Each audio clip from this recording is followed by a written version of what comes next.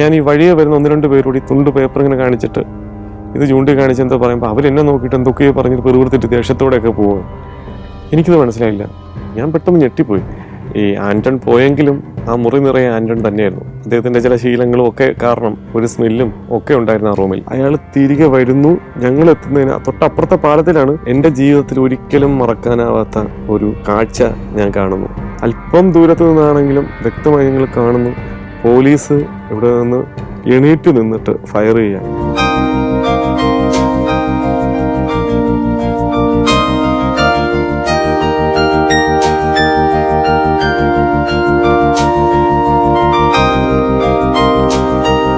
Hotel എച്ചിൽ നിന്ന് പുറത്തേക്ക് ഇറങ്ങാൻ നേരത്ത് എൻ്റെ ഫസ്റ്റ് പ്രയോറിറ്റി ഈ നീട്രോയ് സിറ്റിക്ക് അടുത്തുള്ള പ്രധാനപ്പെട്ട 3-4 ടൂറിസ്റ്റ് ഡെസ്റ്റിനേഷൻസ് എന്ന് പറയുന്ന സ്ഥലങ്ങളുണ്ട്.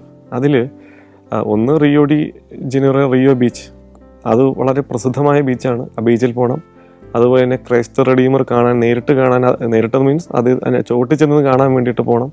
ഇതൊക്കെ മിസ്സായാലും ഒന്ന് മിസ്സാക്കരുത് എന്ന് എനിക്ക് ഭയങ്കര ആഗ്രഹം ഉണ്ടായിരുന്നു. അത് വിശ്വവിഖ്യാതമായ ഫുട്ബോളിൻ്റെ ഈറ്റില്ലം എന്ന് പറയുന്ന മാരക്കാന സ്റ്റേഡിയം കാണുക എന്നുള്ളതാണ്.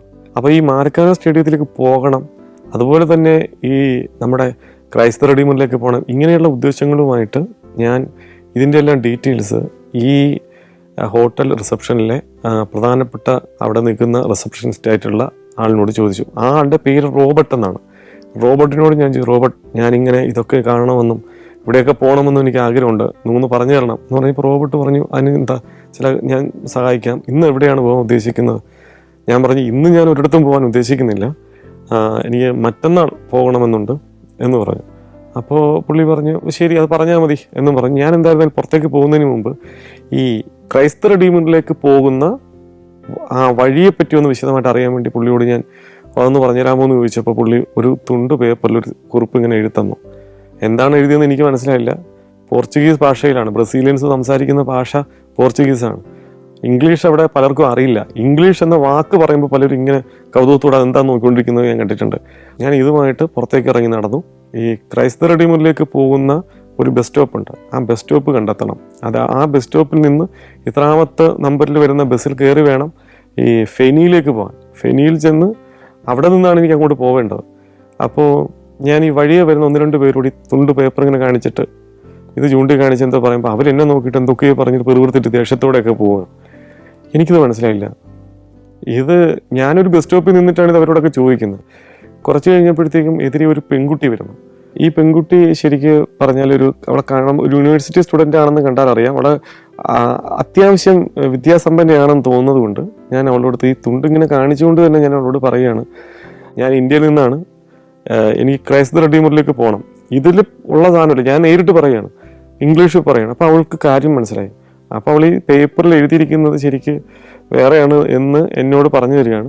ശരിക്ക് ഞാൻ വിചാരിക്കുന്നത് ആ സ്ഥലം കൃത്യമായി ആയിട്ടായിരിക്കും അതിൽ എഴുതിയിട്ടുണ്ടാവുക എന്നാണ്. ശരിക്കും അതിൽ എഴുതിയിരുന്ന സംഭവം ഇദ്ദേഹം ഒരു ഇന്ത്യക്കാരനാണെന്നും ഇദ്ദേഹത്തിന് സഹായം ചെയ്ത് കൊടുക്കുക എന്നുള്ളത്. അപ്പോൾ അവർ ചോദിക്കണം എന്താണ് സഹായം വേണ്ടതെന്ന് ചോദിക്കുമ്പോൾ ഞാൻ ഇത് വായിക്കൂ എന്നാണ് പറയുന്നത്. പിന്നെ ഈ കുട്ടി പറഞ്ഞു നിങ്ങൾക്ക് ഇവിടെ നിന്ന് ഇങ്ങനെ ഒരു വണ്ടി വരുമെന്നും ആ ബസ്സിൽ കയറി നിങ്ങൾ ഇന്ന സ്ഥലത്ത് പോയിട്ട് ഇങ്ങനെ വിശദീകരിച്ച് പറയുകയാണ്. ഞാൻ ചോദിച്ചു നിങ്ങൾ അങ്ങോട്ടാണോ പോകുന്നത്? അപ്പോൾ അവൾ പറഞ്ഞു ഞാൻ എൻ്റെ ലവറെ കാണാൻ വേണ്ടി പോവുകയാണ്, നിങ്ങൾക്ക് പിന്നെ അത്ര ഇതാണെന്നുണ്ടെങ്കിൽ ഞാൻ കൂടെ വരണോ എന്ന് ചോദിച്ചു. ഞാൻ പറഞ്ഞു ഷുവർ, നിങ്ങൾ വന്നാൽ എനിക്ക് വളരെ സന്തോഷമായിരിക്കും. അപ്പോൾ അവൾ പറഞ്ഞു പക്ഷേ എൻ്റെ കയ്യിൽ പൈസയൊന്നുമില്ല, ടിക്കറ്റ് എടുക്കാനും പറ്റുമോ? ഞാൻ പറഞ്ഞു അത് നോ പ്രോബ്ലം, അതൊക്കെ ഞാൻ എടുത്തോളാം.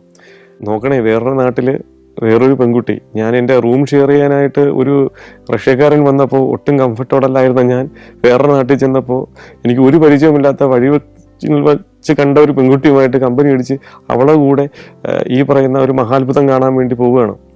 ഇവൾ എനിക്കൊപ്പം പിന്നീട് അങ്ങോട്ട് വരികയാണ് നമ്മുടെ ക്രൈസ്റ്റ് റെഡീമർ കാണാൻ. നമ്മുടെ നാട്ടിലാണെങ്കിൽ ഒരു വിദേശത്തു നിന്ന് ഒരു സായിപ്പോ വന്നിട്ട് ഇവിടെ വന്ന് വഴിയരികിൽ വെച്ചൊരു മലയാളി പെൺകുട്ടിയെ കണ്ടിട്ട് ഇങ്ങനെ ഒരു വഴി ചോദിച്ചിട്ട് ഒരിക്കലും ആ പെൺകുട്ടി ചോദിക്കത്തില്ലല്ലോ ഞാൻ കൂടെ വരണോ എന്ന് ചോദിക്കില്ലല്ലോ. ഇനി അതാ വരണമെന്ന് പറഞ്ഞാലും അങ്ങനെ ഒരു പെൺകുട്ടി പോകത്തുമില്ലല്ലോ. നമ്മുടെ നാട്ടിൻ്റെ രീതി അതാണ്. പക്ഷേ അവിടെ അങ്ങനെയല്ല. അവൾ വളരെ വിശ്വാസത്തോടുകൂടി എന്നെ കണക്കിലെടുക്കുകയും ഞങ്ങൾ ഒരുമിച്ച് യാത്ര തുടങ്ങുകയും ചെയ്യുകയാണ്. ഞങ്ങൾ കുറച്ച് ദൂരം ഒരു ബസ് വന്നു. ആ ബസ്സിൽ ഒരു അരമണിക്കൂർ ട്രാവൽ ചെയ്ത് പോകുന്നതിനിടയ്ക്ക് ഇവരുടെ ലവർ വിളിക്കുന്നു. വിളിച്ചിട്ട് ഇവർ തമ്മിൽ ഫോണിലൂടെ അങ്ങോട്ടും ഇങ്ങോട്ടും കുറേ കശപിശയൊക്കെ ഉണ്ടാവുന്നു. അത് കഴിഞ്ഞിട്ട് ഇവള് പെട്ടെന്ന് പറഞ്ഞ് ഞാൻ അടുത്ത സ്റ്റോപ്പിൽ ഇറങ്ങും, ഇങ്ങനെ ഇദ്ദേഹം വിളിക്കുകയാണ്, മറ്റൊന്നും വിചാരിക്കരുത്. ഞാൻ പറഞ്ഞു ഡോൺ വറി. പിന്നെ അവർ ഷേക്കൻ്റെ തരുന്നു, എനിക്ക് ഫോൺ നമ്പർ വാങ്ങിക്കുന്നു എൻ്റെ കയ്യിൽ നിന്ന്. എന്നിട്ട് അവരുടെ ഫോൺ നമ്പർ എനിക്ക് തരുന്നു. വിശദമായിട്ട് തന്നെ കുറേ നേരം അവരോട് സംസാരിച്ചു. നല്ലൊരു പെൺകുട്ടി. അങ്ങനെ വഴിവക്കിൽ നിന്ന് കിട്ടിയ ആ കൂട്ടുകാരി ഒരു വഴിമധ്യത്തിൽ തന്നെ ഇറങ്ങിപ്പോയതിന് ശേഷം ഞാൻ വീണ്ടും ക്രൈസ്ത റെഡീമറിലേക്കുള്ള എൻ്റെ യാത്ര തുടർന്നു. ഞാൻ ബസ് സ്റ്റോപ്പിൽ ചെന്നിറങ്ങിയതിന് ശേഷം ഒരു ഫെറിയിൽ കയറി ക്രൈസ്ത റെഡീമർ എന്ന് പറയുന്ന ആ മഹത്തായ കലാസൃഷ്ടി നിൽക്കുന്ന പ്രദേശത്തേക്ക് പോവുകയാണ്. ഫെറിയിൽ നമ്മൾ സഞ്ചരിച്ച് അവിടെ ചെന്ന് ഇറങ്ങിക്കഴിഞ്ഞാൽ ആ ഒരു ജംഗ്ഷനിൽ കുറേ ആളുകൾ നമ്മളെ കാത്തു നിൽക്കും. ഇവരൊക്കെ നമ്മൾ അങ്ങോട്ട് കൊണ്ടുപോകാൻ കാത്തിരിക്കുന്ന ഗൈഡുമാരാണ്. നമുക്ക് പേഴ്സണലി ഓരോരുത്തരെ വേണമെങ്കിൽ വിളിച്ചുകൊണ്ട് കൂടെ കൊണ്ടുപോകാം. അതല്ലെങ്കിൽ ഒരു ഗ്രൂപ്പായിട്ട് അങ്ങോട്ടേക്ക് പോകുന്ന ചില വാഹനങ്ങളുണ്ട്, ആ വാഹനങ്ങൾ കയറി പോകാം. ഞാൻ അതിനുവേണ്ടി ഒരു ടിക്കറ്റ് എടുക്കണം. ഒരിടത്ത് കൗണ്ടറുണ്ട്, ആ കൗണ്ടറിൽ ചെന്നൊരു ടിക്കറ്റ് എടുത്തു. പോകുന്ന യാത്രയിൽ വന്യമായ ഒരു ബ്രസീലിയൻ പിന്നെ കാടുകളൊന്നും അല്ലെങ്കിലും ഈ പോകുന്ന യാത്രയിൽ ആളുകൾ ഈ പോകുന്ന വഴിയുടെ ചില അപകടങ്ങളെക്കുറിച്ചും വന്യമൃഗങ്ങളെക്കുറിച്ചും ഒക്കെ ചിലർ പറയുന്നുണ്ട്. എന്തായിരുന്നാലും അതെല്ലാം കണ്ട് ചിലർ നടന്നു പോകുന്നതും കാണുന്നുണ്ട്. എന്തായിരുന്നാലും ഞാൻ നേരെ ഈ ഹിൽ സ്റ്റേഷൻ്റെ അവിടെ ചെന്ന് ഈ പ്രതിമയുടെ മുന്നിലെത്തി. ഞാനും കുറച്ചു നേരം അവിടെ കൈകൾ വിടർത്തി ക്രൈസ്ത റെഡീമറിനെ പോലെ നിന്നു. ഞാൻ ക്രൈസ്ത റെഡീമർ കണ്ടിട്ട് തിരിച്ച് റൂമിലേക്ക് എത്തുമ്പോഴേക്കും അതുവരെ എൻ്റെ മനസ്സിലുണ്ടായിരുന്ന ഒരു ടെൻഷനായിരുന്ന ആന്റോൺ കൊളോമോവ് എന്ന റഷ്യക്കാരനെ എൻ്റെ റൂമിൽ നിന്നും മറ്റൊരു റൂമിലേക്ക് ഹോട്ടൽ അധികൃതർ മാറ്റുകയും എനിക്ക് തൽക്കാലം ഒരു ആശ്വാസം ഉണ്ടാവുകയും ചെയ്തു. കാരണം ഈ ആന്റൺ പോയെങ്കിലും ആ മുറി നിറയെ ആന്റൺ തന്നെയായിരുന്നു. കാരണം എനിക്ക് തോന്നുന്നു പകൽ മുഴുവൻ ആന്റൺ വലിച്ചു കൂട്ടിയ സിഗരറ്റുകളും അദ്ദേഹത്തിൻ്റെ ചില ശീലങ്ങളും ഒക്കെ കാരണം ഒരു സ്മെല്ലും ഒക്കെ ഉണ്ടായിരുന്നു ആ റൂമിൽ. ഞാൻ കുറച്ചു നേരം കിടക്കാൻ തീരുമാനിച്ചു. ഞാൻ ആ റൂമിൽ കിടന്ന് പിറ്റേ ദിവസം രാവിലെ ഇതുപോലെ എണീറ്റ് അന്ന് എന്ത് ചെയ്യണം എന്ന രീതിയിൽ ഇങ്ങനെ പുറത്തേക്ക് വേണം. കാരണം എനിക്ക് 2 ദിവസം കഴിഞ്ഞിട്ടാണ് എൻ്റെ സിനിമയുടെ പ്രദർശനവും ഞാൻ അങ്ങോട്ട് പോവേണ്ടതൊക്കെ. എന്നാൽ ഇന്നത്തെ ദിവസം വൈകുന്നേരം ഇനാഗുറൽ സെറിമണി ഉണ്ട്, അപ്പോൾ അതിൽ അറ്റൻഡ് ചെയ്യണം. അതിന് മുമ്പായിട്ട് എനിക്ക് പകൽ സമയമുണ്ട്. എന്താണ് എങ്ങോട്ട് പോകണം എന്നാലോചിച്ചിട്ട് ഞാൻ വെറുതെ ഒന്ന് ഈ ചിത്രങ്ങളൊക്കെ നോക്കിക്കൊണ്ടിരുന്ന ഇവരുടെ ബ്രോഷറൊക്കെ ഉണ്ട്, അതൊക്കെ നോക്കിക്കൊണ്ടിരുന്നിട്ട് പുറത്തേക്ക് നോക്കുമ്പോൾ നേരത്തെ ഞാൻ പറഞ്ഞതുപോലെ കടലിനടുത്താണ് ഈ ഹോട്ടൽ. അപ്പം ഈ കടലിലേക്ക് തള്ളിയിട്ട് ദൂരെ ഒരു പ്രത്യേക തരത്തിലുള്ള ഒരു നിർമ്മിതിയിലുള്ളൊരു കെട്ടിടം കണ്ടു. ഇതെന്താണ് ഈ കെട്ടിടമെന്ന് എനിക്ക് എത്ര ആലോചിച്ചിട്ടും മനസ്സിലായില്ല. അത് കടലിലേക്ക് തള്ളി നിൽക്കുന്ന രീതിയിലാണ്, കർവൊക്കെ ഉള്ള ഒരു കെട്ടിടം. ഞാൻ പെട്ടെന്ന് ഡ്രസ്സ് മാറി അങ്ങോട്ടേക്ക് പോവാൻ പദ്ധതിയിട്ടു. ഞാൻ പുറത്തേക്ക് ഇറങ്ങി ഈ വീണ്ടും ഹോട്ടലിൻ്റെ താഴെ ലോബിയിലുള്ള നമ്മുടെ റോബോട്ടിനോട് ചോദിച്ചു, റോബോട്ട് എനിക്ക് മറ്റന്നാൾ റിയോ ഡി ജനീറോ നമ്മുടെ ബീച്ചിലേക്ക് പോകണം എന്നുണ്ട്, റിയോ ബീച്ചിലേക്ക് പോകണം എന്നുണ്ട്. അത് ഇവിടുന്ന് എങ്ങനെയാണ് പോകുന്നത് എന്ന് ചോദിച്ചപ്പോൾ പുള്ളി പറഞ്ഞു, മറ്റന്നാൾ 1:30 മണിക്ക് ഇവിടെ മഴ പെയ്യും എന്ന് പറയുന്നു. ഞാൻ പെട്ടെന്ന് ഞെട്ടിപ്പോയി. മറ്റന്നാൾ 1:30 മണിക്ക് ഇവിടെ മഴ പെയ്യുമെന്ന് പുള്ളി ഇന്ന് പറയുകയാണ്. ഞാൻ പറഞ്ഞു അതെങ്ങനെ നിങ്ങൾക്ക് പറയാൻ പറ്റും? അത് ഇവിടുത്തെ കാലാവസ്ഥാ നിരീക്ഷണ കേന്ദ്രത്തിലുള്ള ആളുകൾ നമുക്ക് നിർദ്ദേശം തന്നിട്ടുണ്ട്. അത് ഞാൻ പറഞ്ഞു ഷാർപ്പ് 1:30 എന്നാണോ? അപ്പോൾ പുള്ളി പറഞ്ഞു അതെ അങ്ങനെയാണ്, അത് കൃത്യമായി പെയ്യുകയും ചെയ്യും. കാരണം അത്ര ഷാർപ്പായിട്ട് കൃത്യതയോടുകൂടിയാണ് അവരുടെ ഈ കാലാവസ്ഥാ നിരീക്ഷണ സംവിധാനം എന്നാണ് പറയുന്നത്. അതൊന്ന് പരീക്ഷിക്കാമെന്ന് അറിയണമല്ലോ എന്ന് ഞാൻ ചിന്തിക്കുകയും ചെയ്തു. എന്തായിരുന്നാലും ഞാൻ ആ കെട്ടിടത്തിലേക്ക് പോവുകയാണെന്ന് പറഞ്ഞപ്പോൾ പറഞ്ഞു അതൊരു സാധാ കെട്ടിടമല്ല സാർ, അത് പ്രസിദ്ധ ബ്രസീലിലെ അതിന് ഏറ്റവും പ്രസിദ്ധനായിട്ടുള്ള ഒരു ആർക്കിടെക്റ്റായിട്ടുള്ള ശ്രീ ഓസ്കാർ നെയ്മർ എന്ന് പറയുന്ന ആൾ നിർമ്മിച്ച കെട്ടിടമാണ്.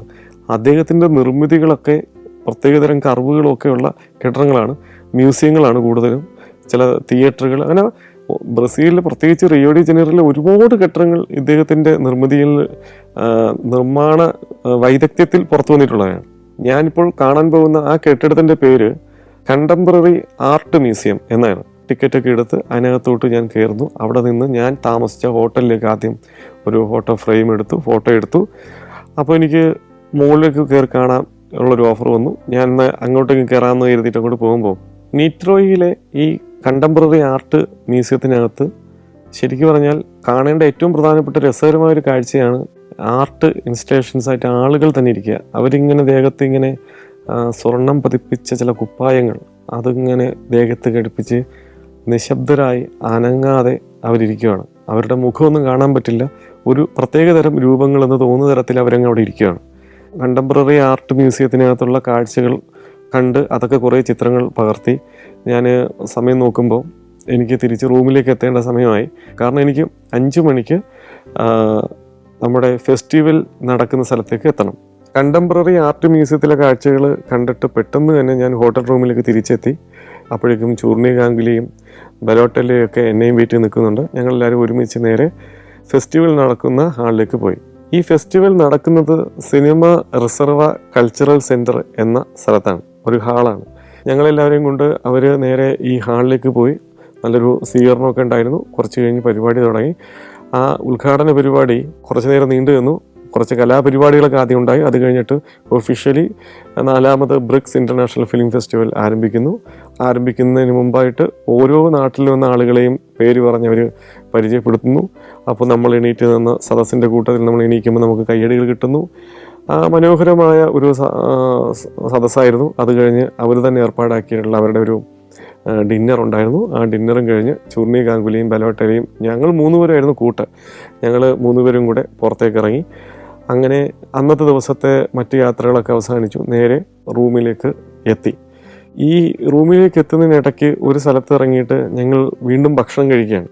അത് പറയുമ്പോൾ ബ്രസീലിലെ ഭക്ഷണത്തെക്കുറിച്ച് പറയണം. ഞാൻ ആ ചെന്ന സമയത്തൊക്കെ നമുക്ക് വളരെ ബുദ്ധിമുട്ടായിരുന്നു. കാരണം ഹോട്ടലിൽ വിഭവസമൃദ്ധമായ ആഹാരമാണ്. ഒരു മനുഷ്യന് കഴിക്കാൻ പറ്റാത്ത തരത്തിലുള്ള അത്രയും ലക്ഷറിയായ ഫുഡ് ഉണ്ട്. പക്ഷേ അതിലൊന്നുപോലും നമുക്ക് രുചിക്കില്ല എന്നുള്ളതാണ് വാസ്തവം. കാരണം ബ്രസീലിയൻസ് അങ്ങനെയാണോ എന്ന് എനിക്കറിയില്ല, അവർ ഉപ്പ് തീരെ ചേർക്കാതെയാണ് പലതും ഉണ്ടാക്കുന്നത്. ഇനി ഈ ഹോട്ടലിൽ അങ്ങനെയാണോ, അല്ലെങ്കിൽ ഞാൻ കയറിയ ഹോട്ടലുകളിൽ എങ്ങനെയാണോ എന്ന് എനിക്കറിയില്ല. പക്ഷേ പലയിടത്തും പല ഫുഡിനും ഉപ്പില്ല. അവിടെ ഭക്ഷണം കഴിക്കാൻ വേണ്ടി ഇരിക്കുമ്പോൾ ഞാൻ നോക്കുമ്പോഴുണ്ട് നമുക്ക് വളരെ പരിചയമുള്ളൊരു സാധനം അതിനകത്തിരിക്കുന്നു. അതെന്താണെന്നറിയോ? സാധാരണ മരിച്ചീനി, അതായത് ഞങ്ങളുടെ നാട്ടിൽ മരിച്ചീനി എന്നൊക്കെ പറയുന്ന, കേരളീയർ പൊതുവെ കപ്പ എന്ന് വിശേഷിപ്പിക്കപ്പെടുന്ന സാധനം. ഇത് കണ്ടത് എനിക്ക് ഭയങ്കര സന്തോഷം തോന്നി. കപ്പ അവിച്ച് വെച്ച് ഒരു പാത്രത്തിൽ നമ്മുടെ മുന്നിലേക്ക് കൊണ്ടുതരികയാണ്. സന്തോഷത്തോടു കൂടി കപ്പ എടുത്ത് വായിൽ വെച്ചപ്പോഴും അതേ അവസ്ഥ. പച്ചക്കപ്പ എങ്ങനെ തിന്നുമോ അതുപോലെ തന്നെയാണ്. ഉപ്പില്ല. ഉപ്പെന്ന് പറയുന്നത് ഇവർക്ക് എന്തോ ദേഷ്യമാണ് ഉപ്പിനോട് എന്നെനിക്ക് തോന്നി. ഉപ്പില്ലാത്ത ആ പച്ചക്കപ്പയും കഴിച്ച് ഞാൻ അന്നത്തെ ദിവസം എൻ്റെ വിശപ്പ് അടക്കി എന്ന് വേണമെങ്കിൽ പറയാം. Azerbaijan, Indonesia, Tajikistan, Peru. സഞ്ചാരം വോളിയം നമ്പർ 14. ഫുൾ HD-യിലുള്ള ഈ അപൂർവ ദൃശ്യയാത്രാ വിവരണ ശേഖരം സ്വന്തമാക്കാൻ 99544422 എന്ന നമ്പറിലേക്ക് സഞ്ചാരം എന്ന് SMS ചെയ്യൂ.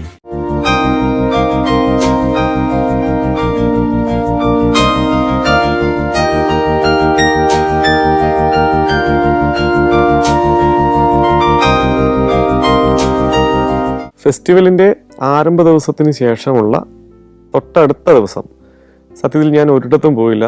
ഹോട്ടലിൽ തന്നെ ചിലവഴിച്ചു. ഞാൻ മാത്രമല്ല, മറ്റ് അതിഥികളും. കാരണം എൻ്റെ പുതിയ സിനിമയുടെ ഷൂട്ടിങ് ഏതാണ്ട് പ്ലാൻ ചെയ്തിരിക്കുകയാണ് 2020 മാർച്ചിൽ. അപ്പോൾ അതിൻ്റെ ചില തിരക്കുകളും കാര്യങ്ങളും ഉണ്ട്. ഇതെല്ലാം കൂടെ ഉള്ളതുകൊണ്ട് ഇതെല്ലാം ഞാൻ അവിടെ ഇരുന്നിട്ട് ക്രോഡീകരിക്കുന്നുണ്ട്. അതുപോലെ തന്നെ ഈ ഫെസ്റ്റിവലുമായി ബന്ധപ്പെട്ട ചില കാര്യങ്ങൾക്ക് വേണ്ടിയിട്ട് നമ്മുടെ സിനിമയുടെ കോപ്പി എത്തിക്കലുമായി ബന്ധപ്പെട്ട ചില കാര്യങ്ങളൊക്കെ ചെയ്തുകൊണ്ടിരിക്കുന്നതുകൊണ്ട് ഞാൻ അന്നത്തെ ദിവസം അവിടെ തന്നെയാണ് ചിലവഴിച്ചത്. പിറ്റേ ദിവസം ഉച്ചയ്ക്ക് ഞങ്ങൾ ചൂർണി ഗാംഗുലിയും ഞാനും പിന്നെ ബലാട്ടോലയും ഒക്കെ ചേർന്നിട്ട് റിയോ ബീച്ചിലേക്ക് പോകാനൊരു പദ്ധതി ഇട്ടു. അപ്പോഴാണ് ഞാൻ ഓർത്തത്, ഈ റോബർട്ട് തലയ്ക്കും തലേ ദിവസം നമ്മളോട് പറഞ്ഞിട്ടുണ്ട് മഴ പെയ്യും എന്ന് പറയുന്നുണ്ടായിരുന്നു 1:30 മണിക്ക് എന്നോട് പറഞ്ഞത് ഓർക്കുകയാണ്. ഞാൻ പറഞ്ഞു 1:30 മണിക്ക് മഴ പെയ്യുമെന്നാണ് പറയുന്നത്. നിങ്ങൾ പറഞ്ഞാൽ വിശ്വസിക്കില്ല, കൃത്യം 1:30 മണിയായപ്പോൾ അവിടെ മഴ പെയ്തു. അപ്പോൾ ഞാൻ ആലോചിച്ചു, എന്ത് കൃത്യതയോടുകൂടിയാണ് ബ്രസീലിലെ ഈ കാലാവസ്ഥാ നിരീക്ഷണ കേന്ദ്രം കാര്യങ്ങൾ പഠിച്ച് വിശദീകരിച്ച് ആളുകളെ അറിയിക്കുന്നത്. പെയ്യാനും പെയ്യാതിരിക്കാനും സാധ്യതയുണ്ട് എന്ന രീതിയിലല്ല അവർ പറയുന്നതെന്ന് ഓർത്തിട്ട് എനിക്കത് ഓർത്തിട്ട് ആ ഒരു നാടിനോട് ഒരു മതിപ്പ് തോന്നി എന്നുള്ളതും ഞാൻ ഈ കൂട്ടത്തിൽ പറയുകയാണ്. മഴ പെയ്യും എന്നുള്ളത് കൊണ്ട് അന്നത്തെ യാത്ര ഞങ്ങൾ മാറ്റിവെച്ചു. പക്ഷെ അന്നായിരുന്നു എൻ്റെ സഹമുറിയനായി കുറച്ച് നേരത്തേക്കെങ്കിലും ഉണ്ടായിരുന്ന ആൻറ്റൺ കൊളോമോവിൻ്റെ സിനിമ ട്യൂട്ടർ എന്ന സിനിമ അവിടെ പ്രദർശിപ്പിക്കുന്നത് ഫെസ്റ്റിവലിൽ. അപ്പോൾ ഞാൻ പറഞ്ഞു, ഈ ആൻറ്റൺ കൊളോമോവ് നമ്മളോട് സിനിമ കാണാൻ വിളിച്ചിട്ടുള്ളതാണല്ലോ, ഒന്ന് പോയേക്കാം അങ്ങോട്ടേക്ക്. അപ്പോൾ എല്ലാവരും സമ്മതിച്ചു. ഞങ്ങളെല്ലാവരും കൂടെ പിന്നെ അവർ വണ്ടി വന്നപ്പോൾ ആ വണ്ടിയിൽ കയറിയിട്ട് ഈ സിനിമ കാണാൻ പോയി. അങ്ങനെ ട്യൂട്ടർ എന്ന് പറയുന്ന സിനിമ ഞാൻ കാണുകയാണ്. സത്യത്തിൽ ഈ ട്യൂട്ടർ എന്ന് പറയുന്ന സിനിമ കണ്ടുകൊണ്ടിരുന്നപ്പോൾ ഞാൻ ഓർത്തത്, അല്ലെങ്കിൽ ഞാൻ നമിച്ചു പോയത് 2 പേരെയാണ്. ഒന്ന് ഭരതൻ എന്ന അതുല്യനായ ചലച്ചിത്ര സംവിധായകനെ, 2 പത്മരാജൻ എന്ന ഗന്ധർവനെ. കാരണം രതി നിർവേദം എന്ന അതുല്യ സൃഷ്ടിയായിട്ടുള്ള സിനിമ തന്നെയാണ് ട്യൂട്ടർ. ഒരല്പം മാറ്റം ഉണ്ടെങ്കിലും ആ പ്രായത്തിന് മൂത്ത ഒരാളുമായിട്ടുള്ള ഒരു ചെറുപ്പക്കാരൻ്റെ പ്രണയത്തെയാണ് അതിനകത്ത് ചിത്രീകരിച്ചിരിക്കുന്നത്. എന്തായിരുന്നാലും ആൻ്റണിയോട് ഞാൻ രതി നിർവേദമാണ് നിങ്ങളുടെ സിനിമയേക്കാൾ ബെറ്റർ എന്നൊന്നും പറയാൻ നിന്നില്ല. മറിച്ച് അദ്ദേഹത്തെ അഭിനന്ദിക്കുകയും ഒക്കെ ചെയ്തു. അന്നത്തെ ദിവസം അങ്ങനെയും കടന്നുപോയി. പിറ്റേ ദിവസം ഞാനും ചൂർണി ഗാംഗുലിയും ബലോട്ടലയും കൂടെ മാരക്കാന സ്റ്റേഡിയം കാണാൻ വേണ്ടി പോകാനിറങ്ങി. അപ്പോൾ ഞങ്ങളൊരു യൂബർ വിളിച്ചു. യൂബർ യാത്രക്കാരന് ഇംഗ്ലീഷ് അറിയില്ല, പോർച്ചുഗീസ് മാത്രമേ അറിയാവൂ. അപ്പോൾ പുള്ളി എന്താ ചെയ്യുന്നത് വെച്ചാൽ ഗൂഗിൾ ട്രാൻസ്ലേറ്റ് ആപ്പ് എടുത്തിട്ട് അതിനകത്ത് പുള്ളി ഇങ്ങനെ വോയിസ് നോട്ട് ഈ പോർച്ചുഗീസ് ഭാഷയിലിടും. അപ്പോൾ അതിനെ ഇംഗ്ലീഷിലേക്ക് ട്രാൻസ്ലേറ്റ് ചെയ്ത് കാണിക്കുന്നത് നമ്മളെ കാണിക്കും. അങ്ങനെയാണ് പുള്ളി വർത്തമാനം പറഞ്ഞിരുന്നത്. അത് ടാക്സി ഓടുന്ന ഫുൾ ടൈം അങ്ങനെ തന്നെയായിരുന്നു. അങ്ങനെ ഞങ്ങൾ നേരെ മാരക്കാന സ്റ്റേഡിയം കാണാൻ വേണ്ടിയിട്ട് പോവുകയാണ്. ഈ യാത്രയിൽ എൻ്റെ ജീവിതത്തിൽ ഒരിക്കലും മറക്കാനാവാത്ത ഒരു കാഴ്ച ഞാൻ കാണുന്നു. അതായത് ഒരു കൊലപാതകം അഥവാ മർഡർ എന്ന് പറയുന്നത് ഞാൻ നേരിട്ട് കാണാൻ ഇടയാവുകയാണ്. ഞാൻ മാത്രമല്ല, ആ വാഹനത്തിലുണ്ടായിരുന്നവർ. ഞങ്ങൾ 2 വാഹനത്തിലായിട്ടാണ് പോകുന്നത്. ചൂർണി ദീദി വേറൊരു വാഹനത്തിലായിരുന്നു. ഞാനും ബലോട്ടയിലേക്ക് ഒരു വണ്ടിയിലാണ് നമുക്ക് കിട്ടിയത്. റിയോ ഡി ജനീറോയിൽ ഞാൻ വന്നിറങ്ങിയിട്ട് നീട്രോയിലേക്ക് വരുന്ന ആ വഴിയിൽ, അതൊരു ഞാൻ പറഞ്ഞല്ലോ വലിയൊരു ബ്രിഡ്ജാണ്, അപ്പുറവും ഇപ്പുറവും കടലാണ്. അപ്പോൾ ഈ ബ്രിഡ്ജിലൂടെ വരുമ്പോഴത്തേക്കും പെട്ടെന്നൊരു ബൈക്ക് ഞങ്ങളെ ഓവർടേക്ക് ചെയ്തിട്ട് സമാന്തരമായി മറ്റൊരു പാലം ആരംഭിക്കുന്നിടത്തേക്ക് കയറി ആ പാലത്തിലൂടെ പോവുകയാണ്. അപ്പോൾ അതിൻ്റെ പിന്നാലെ ഒരു പോലീസ് വാഹനവും ചീറിപ്പാഞ്ഞ് പോകുന്നത് നമ്മൾ കാണുന്നുണ്ട്. അപ്പം ഞങ്ങൾ എത്തിയൊക്കെ നോക്കുന്നുണ്ട്, പിന്നെന്താണെന്ന് നമുക്കറിയില്ല. കുറച്ച് ദൂരം കഴിഞ്ഞപ്പോഴത്തേക്കും ഒരു ട്രാഫിക് ബ്ലോക്കിൽ പെട്ടു. അപ്പോഴേക്കും ഞാൻ എൻ്റെ ഫോണൊക്കെ ഓഫ് ചെയ്ത് വെച്ച്, നമ്മൾ പിന്നെ വേറൊന്നും പ്രതീക്ഷിക്കുന്നില്ല, റെക്കോർഡ് ചെയ്തതൊക്കെ അവസാനിപ്പിച്ച് ഞങ്ങളങ്ങനെ പുറത്തേക്കുള്ള കാഴ്ചകളും കടലും കണ്ടങ്ങിരിക്കുമ്പോൾ ട്രാഫിക് ബ്ലോക്കിലേക്ക് എവിടെ നിന്നൊക്കെയോ ഈ നേരത്തെ പോയ ബൈക്കിലുണ്ടായിരുന്ന ബ്രസീലിയൻ യുവാവ് ആയിരിക്കാം, ഹെൽമെറ്റ് വെച്ചിട്ടുണ്ട്, നമുക്കറിയാൻ പറ്റില്ല. അയാൾ തിരികെ വരികയാണ്. അയാൾ തിരികെ വരുന്നു. ഞങ്ങൾ എത്തുന്നതിന് തൊട്ടപ്പുറത്തെ പാലത്തിലാണ്. അല്പം ദൂരത്ത് നിന്നാണെങ്കിലും വ്യക്തമായി ഞങ്ങൾ കാണുന്നു പോലീസ് ഇവിടെ നിന്ന് എണീറ്റ് നിന്നിട്ട് ഫയർ ചെയ്യാം. 1-2 ഷോട്ട്. അപ്പോഴേക്കും ഈ ബൈക്ക് മറ്റു വാഹനങ്ങളുടെ ഇടയിലേക്ക് തന്നെ മറിഞ്ഞ് തെറിച്ച് വീഴുകയും ഈ മനുഷ്യൻ അവിടെ മരിക്കുകയും ചെയ്തു എന്ന് നമുക്ക് മനസ്സിലായി. അയാളുടെ കാലുകൾ ബൈക്കിലും റോഡിൽ തലയുമായിട്ട് ഇങ്ങനെ നീണ്ടു നിവർന്ന് കിടക്കുന്നു ഞങ്ങൾ കാണുകയാണ്. അപ്പോഴേക്കും എല്ലാം ഞൊടിയുടെ നിമിഷങ്ങൾ കൊണ്ട് കഴിഞ്ഞു. ആളുകൾ കൂടുന്നു, ഭയങ്കര ബഹളമാവുന്നു, ട്രാഫിക് പ്രശ്നമാവുന്നു. ഞങ്ങളുടെ വാഹനം എങ്ങനെയൊക്കെയോ ആ ഡ്രൈവർ അവിടെ നിന്ന് എടുത്തുകൊണ്ട് പോകുന്നു. ജീവിതത്തിൽ അതിനു മുമ്പ് ഒരിക്കലും കണ്ടിട്ടില്ലാത്ത കാഴ്ച. അപ്പോൾ ഞാൻ പെട്ടെന്ന് ഓർത്തത്, നാട്ടിൽ നിന്ന് വരുന്നതിന് മുമ്പ് ഞാൻ പോയി കണ്ട നമ്മുടെ ശ്രീ സന്തോഷ് ജോർജ് കുളങ്ങര, അദ്ദേഹം എന്നോട് പറഞ്ഞ വാചകമാണ്. ബ്രസീലിൽ ദിവസേന 1-2 പേരെയൊക്കെ ഇങ്ങനെ വെടിവെച്ച് കൊല്ലുന്ന, ക്രിമിനൽസിനെ വെടിവെച്ച് കൊല്ലുന്നത്, പോലീസ് വെടിവെച്ച് കൊല്ലുന്നത് ഒരു പതിവാണെന്ന് അദ്ദേഹം പറഞ്ഞത് പെട്ടെന്ന് ഞാൻ ഓർത്തു. അത് സത്യമായി കാണേണ്ടി വരുമെന്ന് അന്ന് അദ്ദേഹം അത് പറയുമ്പോൾ ഞാൻ ഒട്ടും പ്രതീക്ഷിച്ചതല്ല. പക്ഷെ അത് നേരിട്ട് കാണേണ്ടി വന്നു എന്ന് പറയുന്നിടത്താണ് കാലം നമുക്കായി കരുതി വയ്ക്കുന്ന വിചിത്രമായ ചില സംഗതികളെക്കുറിച്ച് ഓർത്ത് അന്തം വിടുന്നത്.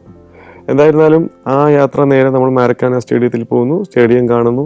സ്റ്റേഡിയത്തിൽ നിൽക്കുമ്പോൾ അതിന് നേരെ ഓപ്പോസിറ്റ് കുറച്ച് ചേരി പ്രദേശങ്ങൾ കാണാം. ഈ ചേരിയിൽ നിന്നാണ് ഒരുപാട് കായിക പ്രതിഭകൾ, ചിലർ അതിൽ ഇതിഹാസങ്ങളായി മാറിയ ആളുകളുണ്ട്. ഇവരൊക്കെ ഈ ചേരിയിൽ നിന്ന് വന്നവരാണ്. അവരൊക്കെ നേരെ വന്ന് ഈ ഒരു സ്റ്റേഡിയത്തിൽ വന്നാണ് ഫുട്ബോൾ കളിച്ചിരുന്നത്. കാൽപന്തിൻ്റെ മായിക വിസ്മയങ്ങൾ എന്നൊക്കെ പറയാവുന്ന കാര്യങ്ങളൊക്കെ സംഭവിക്കുന്നത് ഈ ചേരിയിൽ നിന്ന് വന്ന പല ആളുകളുമാണ്. ഞാൻ ബ്രസീലിൽ എത്തിയതിൻ്റെ 7ാം ദിവസം, അഥവാ ബ്രിക്സ് ഫെസ്റ്റിവലിൻ്റെ 6ാം ദിവസമാണ് ആളൊരുക്കം അവിടെ ആദ്യമായി പ്രദർശിപ്പിക്കുന്നത്. ആ പ്രദർശനത്തിന് ഒട്ടേറെ വ്യക്തികൾ അവിടെ സിനിമ കാണാനായിട്ട് വന്നിരുന്നു. ബ്രസീലിയൻ ഭാഷ മാത്രം അറിയാവുന്ന, ഈ പോർച്ചുഗീസ് ഭാഷ മാത്രം അറിയാവുന്നവരാണെങ്കിലും സബ് ടൈറ്റിൽ കൊണ്ട് അവർ സിനിമ മനസ്സിലാക്കി. സിനിമയ്ക്ക് ഭാഷ ഒരു വിഷയമേ അല്ലല്ലോ. ലോകത്ത് എല്ലാവർക്കും അറിയാവുന്നൊരു ഭാഷയാണ് സിനിമയുടേതെന്നാണ് ഞാൻ വിശ്വസിക്കുന്നത്. അതുകൊണ്ട് തന്നെ നിറഞ്ഞ കരഘോഷങ്ങളോടുകൂടി ആളുകൾ ആ സിനിമ ഏറ്റെടുത്തു. അതിനുശേഷം എൻ്റെ തന്നെ സുഹൃത്തായിട്ടുള്ള, അല്ലെങ്കിൽ അവിടെ ചെന്നതിന് ശേഷം കിട്ടിയിട്ടുള്ള ഈ ബലോട്ടലിയുടെ സിനിമ പ്രദർശിപ്പിച്ചു. വളരെ മനോഹരമായൊരു സിനിമയായിരുന്നു അതും.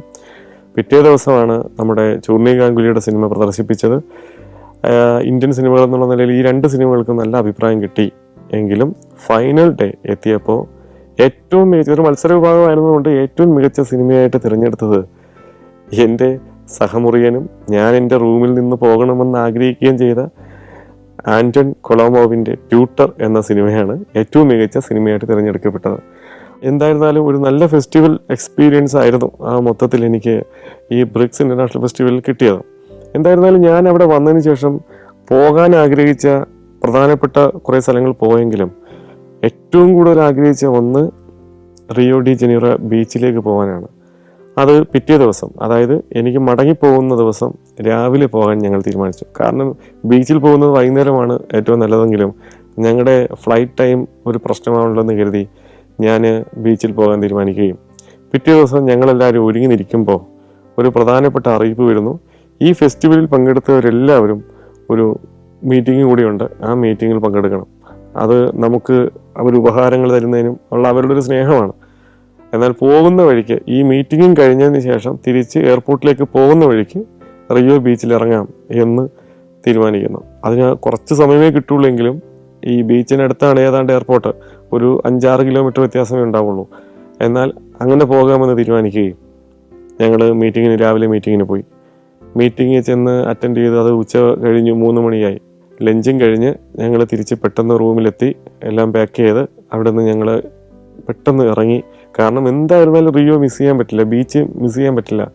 വളരെ ധൃതിപ്പെട്ട് വളരെ കഷ്ടപ്പെട്ടിട്ടാണെങ്കിലും പോകുന്ന വഴിക്ക് നമ്മൾ ഒരു നോക്ക് ദർശനം കണ്ടു എന്ന് പറയുന്നത് പോലെ പെട്ടെന്ന് ആ ബീച്ചിലേക്ക് പോകുന്ന വഴിക്കൊന്ന് ഇറങ്ങി തിരിച്ച് ഞങ്ങൾ എയർപോർട്ടിലേക്ക് മടങ്ങുകയാണ് ചെയ്തത്. അപ്പോൾ ആ വാഹനത്തിൻ്റെ ഡ്രൈവർ എന്നോട് എവിടെയൊക്കെ നിങ്ങൾ പോയി, ഏതൊക്കെ സ്ഥലങ്ങൾ കണ്ടു, ഈ നീട്രോയിലും റിയോയിലും വന്നിട്ട് എവിടെയൊക്കെ നിങ്ങൾ പോയി എന്ന് ചോദിച്ചപ്പോൾ ഞാൻ പറഞ്ഞു ഞാൻ ഇന്ന സ്ഥലത്ത് പോയി ഇതൊക്കെ കണ്ടു എന്ന് പറഞ്ഞപ്പോൾ പുള്ളി ചോദിച്ചു, ഈ ഷുഗർ ലോഫ് മൗണ്ടനിൽ പോയില്ലേ എന്ന് ചോദിച്ചു. എൻ്റെ മനസ്സിലുള്ളതാണ്, പോകണമെന്ന് ആഗ്രഹിച്ചതാണ്, പക്ഷെ അത്ര വലിയ സംഭവമൊന്നും ആയിരിക്കില്ല, എന്തിനാ എന്ന ചിന്തയായിരുന്നു എനിക്ക്. അപ്പോൾ അദ്ദേഹം പറഞ്ഞു, നിങ്ങൾ നഷ്ടപ്പെടുത്തിയത് വളരെ മനോഹരമായ ഒരു അനുഭവമാണ്, നിങ്ങളത് പോകേണ്ടതായിരുന്നു കേട്ടോ. സ്വാഭാവികമായിട്ടും വലിയ നിരാശ എനിക്ക് തോന്നും. ഞാൻ എൻ്റെ ജീവിതത്തിൽ അങ്ങനെ നിരാശയെ കൊണ്ടു നടക്കുന്ന ഒരാളല്ല. അതുകൊണ്ട് തന്നെ ഞാൻ ആ വാഹനത്തിരുന്ന് തന്നെ ചിന്തിച്ചു, ഇപ്പോൾ ഞാനിതെല്ലാം കണ്ടിട്ട് കാണാൻ ആഗ്രഹിച്ചതെല്ലാം പൂർത്തീകരിച്ച് ഞാൻ നാട്ടിലേക്ക് മടങ്ങിപ്പോയാൽ എനിക്ക് ഒരിക്കൽ കൂടി ബ്രസീലിലേക്ക് വരാൻ ഒരു കാരണമില്ലാതാകും. ഇപ്പോൾ ഇതാ ഞാൻ ഈ ഷുഗർ ലോഫ് മൗണ്ടൻ കാണാതെയാണ് പോകുന്നത്. ഞാൻ ഏറ്റവും കൂടുതൽ സിനിമകളിൽ കണ്ടിട്ടുള്ളത് ആ മൗണ്ടൻ്റെ ദൃശ്യമാണ്. അത് നമ്മൾ എക്സ്പീരിയൻസ് ചെയ്യേണ്ട ഒന്നാണ്, പക്ഷെ അത് കാണാതെ പോകുന്നു. കുഴപ്പമില്ല, ഇനി ഒരിക്കൽ കൂടി ഈ നഗരത്തിലേക്ക് എനിക്ക് തിരിച്ചു വരാൻ ഒരു കാരണമായി ഞാൻ എൻ്റെ മനസ്സിനെ സ്വയം സമാധാനിപ്പിച്ചു. അങ്ങനെ ഞാൻ ബ്രസീലിൽ നിന്ന് എൻ്റെ നാട്ടിലേക്കുള്ള മടക്കയാത്ര ആരംഭിക്കുകയാണ്. റിയോ ഡി ജനീറോ ഇൻ്റർനാഷണൽ എയർപോർട്ടിൽ നിന്ന് പാരീസിലേക്ക്, പാരീസിൽ നിന്ന് ബാംഗ്ലൂരിലേക്ക്, ബാംഗ്ലൂരിൽ നിന്ന് തിരുവനന്തപുരത്തേക്ക്, എൻ്റെ സ്വന്തം ജന്മനാട്ടിലേക്ക് ഞാൻ മടങ്ങിപ്പോകും.